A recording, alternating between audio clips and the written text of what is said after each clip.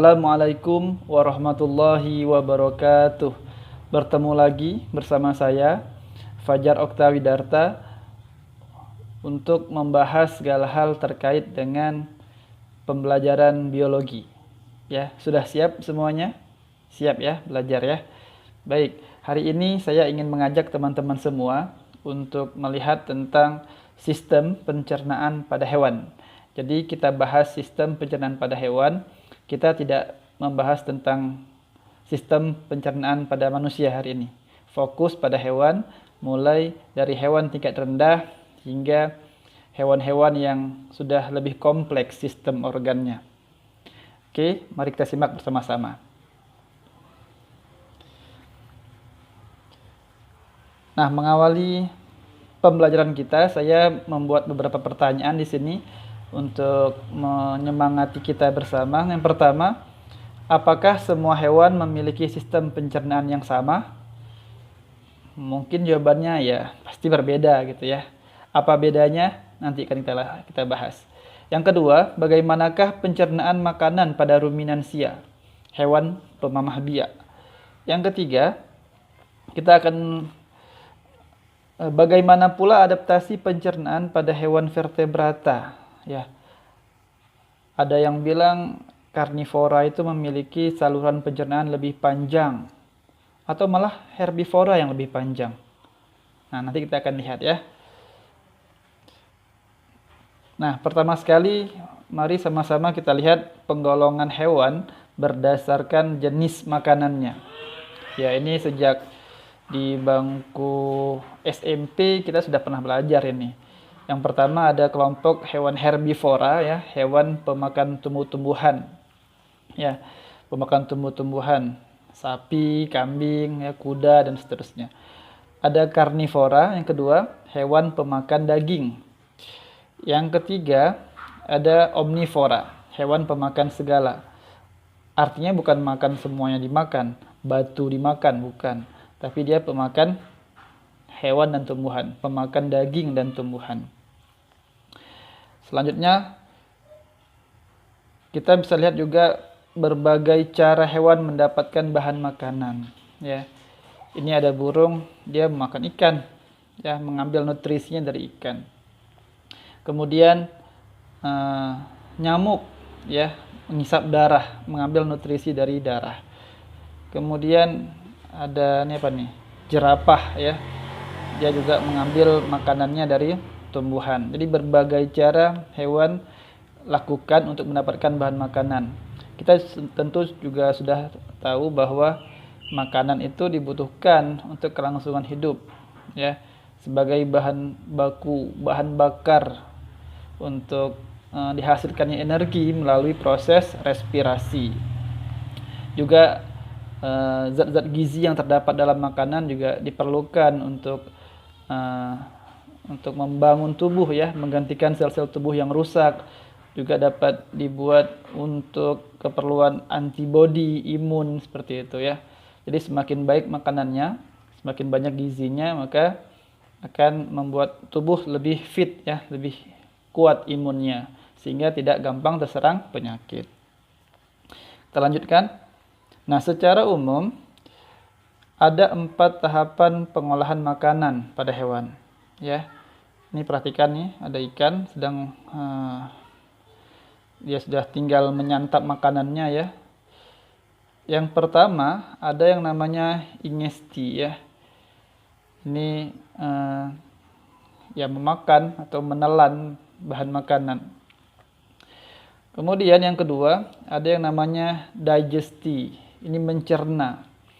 Nah, secara umum pencernaan itu terbagi dua, ya. Mencerna itu mulai dari pemecahan mekanik dari bahan makanan yang besar ukurannya, dipotong-potong menjadi kecil, menjadi lebih kecil, ya, dengan gigi misalnya, dengan gerakan-gerakan dalam saluran pencernaan. Yang kedua, pencernaannya secara kimiawi, ya. Jadi ada enzim hidrolisis, ya. Enzim yang membantu penguraian, misalnya dari polisakarida menjadi disakarida, dari disakarida menjadi monosakarida dan seterusnya. Itu proses yang kedua. Yang pertama memakan, menelan, kemudian dicerna ya, secara mekanik dan secara kimiawi. Sehingga pemecahannya pun pemecahan mekanik dan pemecahan kimiawi. Sehingga yang tadinya ikannya utuh ya, kemudian menjadi ya potongan-potongan, bagian-bagian kecil dari makanan. Yang ketiga, ada yang namanya proses absorpsi, yaitu penyerapan. Bahan makanan tadi yang sudah dicerna, kemudian dia sudah berukuran kecil sehingga mampu diserap oleh tubuh. Jadi molekul-molekul kecil dari makanan itu, nutrisi-nutrisinya itu, dia memasuki sel-sel tubuh, diserap ya, di usus, diserap ke dalam tubuh. Siapa yang menikmati? Siapa yang memerlukan? Seluruh sel-sel tubuh ya, mendapat manfaat dari bahan makanan yang dimakan. Yang terakhir, yang keempat, proses eliminasi ya, pengeluaran, pembuangan materi-materi yang tidak dicerna. Yang tidak dicerna lagi ya, feses ya, tinja, itu akan dikeluarkan oleh tubuh. Karena kalau tidak dikeluarkan justru dia akan menjadi racun di dalam tubuh. Nah, sekarang kita coba lihat dari hewan yang satu ini. Ada yang tahu ini apa? Ya, ini Hydra ya. Kelompoknya Coelentrata, hewan berongga. Nah, ini termasuk hewan tingkat rendah ya. Dia pencernaannya secara gastrovaskular. Nah, Anda bisa perhatikan bagaimana makanan itu masuk ke dalam mulutnya dan dicerna di sana. Nah, hewan tingkat rendah itu memiliki kantung pencerna dengan satu lubang. Nah, itu namanya gastrovaskular, rongga gastrovaskular. Nah, nanti bagian-bagian tubuh, dinding-dinding dari rongga itu akan mencernanya ya, diserap ke dalam. Ya, jadi ditelan, partikel makanannya ditelan, kemudian ada di sana enzim hidrolisis ya. Kemudian akhirnya pencernaan berlangsung di dalam vakuola makanan dan diedarkan ke seluruh tubuh. Itu kalau pada Hydra ya. Bagaimana kalau yang lain? Sekarang kita lihat pencernaan makanan pada ini cacing tanah ini. Dia ternyata sudah punya saluran pencernaan. Ya, ada faring, ada esofagus, ada crop. Apa itu crop? Ya, tembolok ya, gizzard, empedal, usus, dan berakhir di anus. Nah, dia juga sudah punya usus ya, cacing yang kecil saja sudah punya usus. Nah, pada beberapa hewan, alat pencerna makanan hanya berupa saluran pencernaan saja. Ini misalnya pada cacing tanah, hanya berupa saluran dari mulut menuju anus. Nah, saluran ini terpisah menjadi bagian khusus yang mengolah makanan secara terpisah. Jadi dia sudah punya spesifikasi ya. Jadi ada saluran tersendiri untuk mencerna makanan. Nah, sekarang kita lihat pada belalang ya, kemudian pada burung.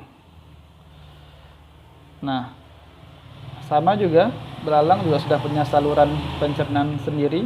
Dia punya esofagus ya, kerongkongan, dia punya tembolok, dia punya empedal, punya lambung, usus, dan berakhir di anus. Kalau kelompok burung, kelompok Aves ya, dia sudah lebih kompleks lagi. Ya, ada mulut, kemudian esofagus, ada crop ya, tembolok, ada lambung, ada gizzard, empedal. Nah, mungkin ada yang suka makan empedal, gizzard itu empedal. Di sana biasanya kalau kita belah, kita akan menemukan semacam pasir ya, atau kerikil-kerikil kecil yang juga akan membantu pencernaan dari si burung. Maka beberapa jenis burung juga dia senang memakan batu-batu kecil ya, kerikil-kerikil kecil untuk membantu pencernaannya. Usus dan anus. Selanjutnya kita akan melihat berbagai adaptasi pencernaan pada hewan vertebrata, hewan bertulang belakang ya. Nah, herbivora dan omnivora memiliki saluran pencernaan yang lebih panjang dibandingkan karnivora. Itu dia. Sudah terjawab pertanyaan kita tadi ya.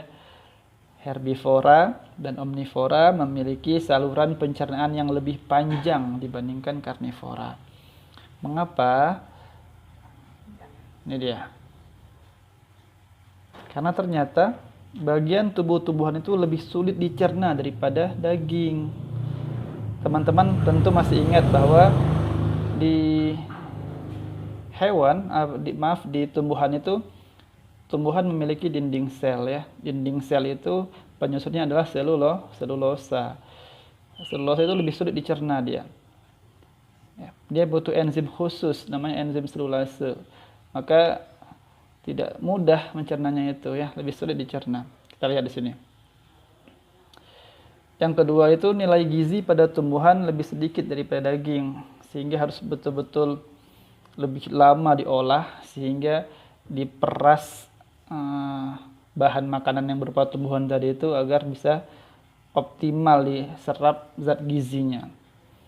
Sehingga herbivora itu dan omnivora itu saluran pencernaan itu perlu lebih panjang dia, karena lebih repot urusannya ya, lebih berat kerjanya. Nah, sekarang mari kita lihat perbandingan dari saluran pencernaan pada karnivora dan herbivora. Lambungnya, kemudian usus halusnya. Yang paling mencolok di sini adalah sekum ya. Sekum itu usus buntu. Terletak di antara usus halus dan usus besar.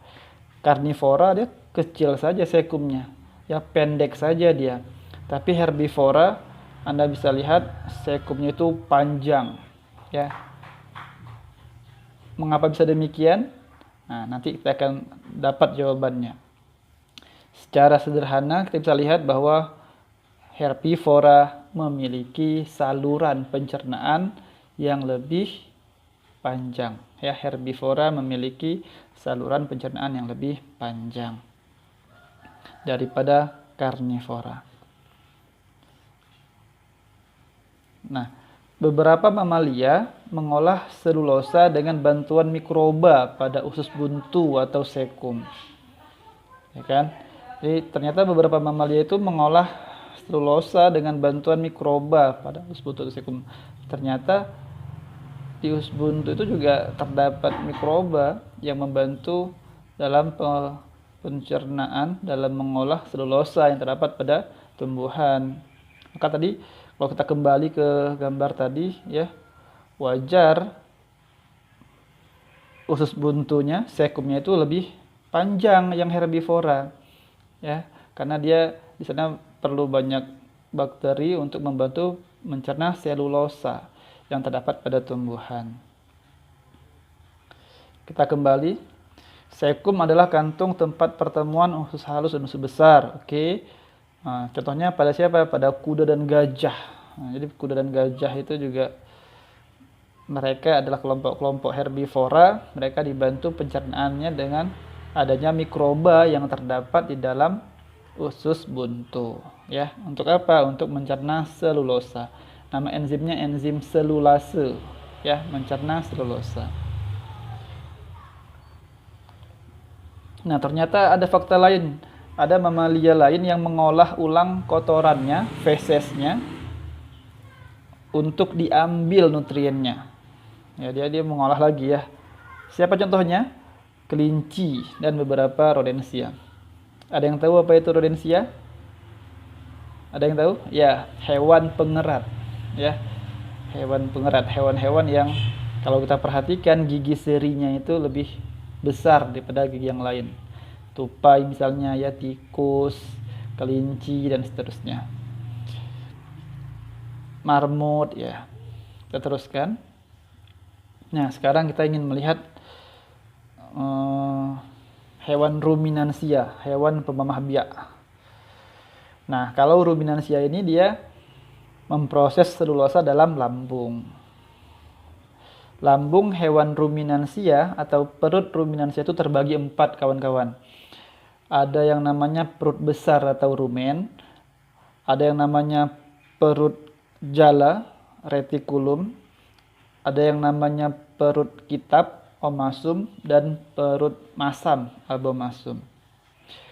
Kalau kita perhatikan, ya, hewan pemamah biak ini dia sering mengunyah kembali ya makanan yang sudah masuk ke lambungnya, kemudian dia kunyah kembali. Itu namanya memamah biak. Nah, ada pernah muncul soal di SBMPTN yang bertanya seperti ini. Lambung pada hewan ruminansia yang identik dengan lambungnya manusia adalah apa jawabannya? Ya, kalau muncul pertanyaan seperti itu, maka jawabannya adalah abomasum, perut masam. Mengapa? Karena sama-sama banyak mengandung HCl, asam klorida, sehingga dia identik dengan lambungnya manusia. Ya, jadi abomasum itu identik dengan lambungnya manusia. Baik, mari sama-sama kita perhatikan jalannya makanan, ya. Lihat itu yang digambar panah berwarna hijau dulu.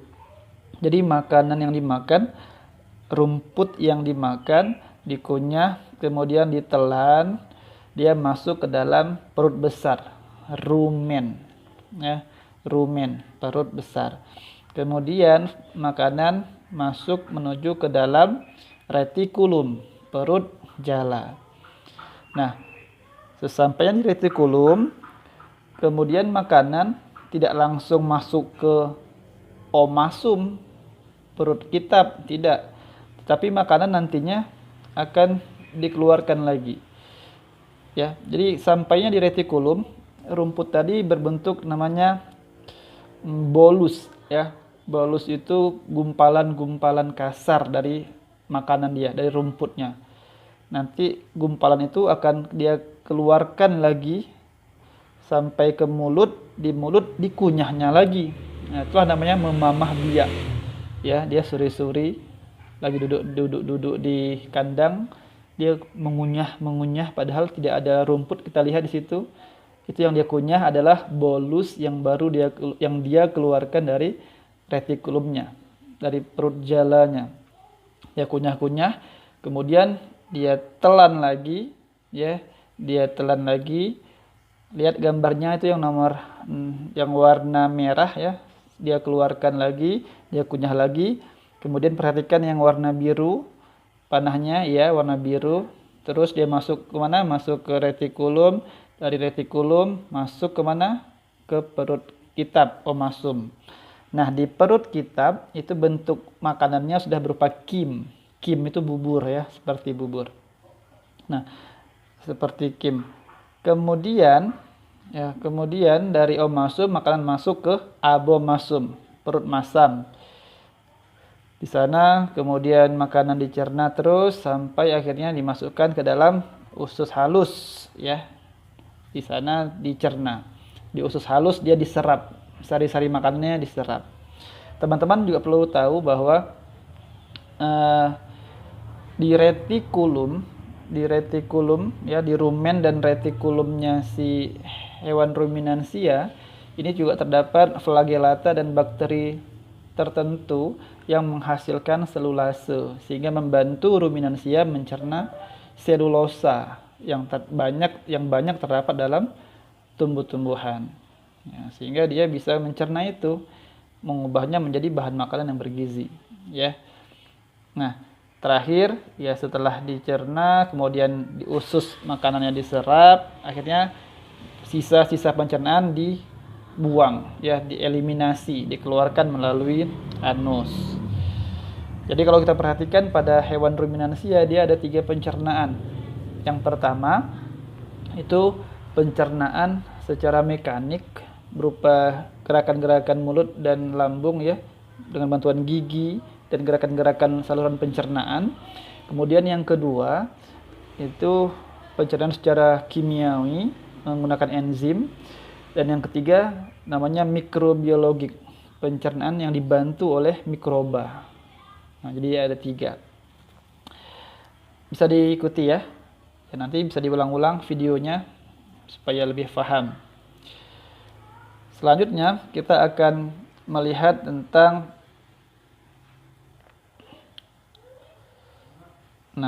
hewan ruminansia sendiri. Hewan pemamah biak itu terbagi lagi dia. Ada yang makan rumput saja, ya namanya grazer, ya.